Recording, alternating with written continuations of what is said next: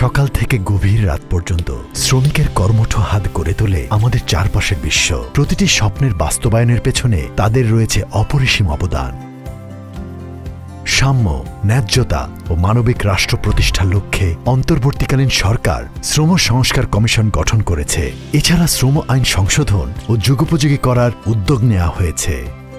শ্রমিকদের মান মর্যাদা রক্ষা, অধিকার প্রতিষ্ঠা, কর্মঘণ্টা ও ছুটি নিশ্চিতকরণ, পেশাগত, স্বাস্থ্য ও কর্মক্ষেত্রে নিরাপত্তামূলক ব্যবস্থাসমূহ বাস্তবায়ন সহ মালিক, শ্রমিক, সরকার ও বিভিন্ন আন্তর্জাতিক সংস্থার সাথে সমন্বয় করে শ্রম ও কর্মসংস্থান মন্ত্রণালয় বিদ্যমান সকল সংস্থা নিরলসভাবে কাজ করে যাচ্ছে।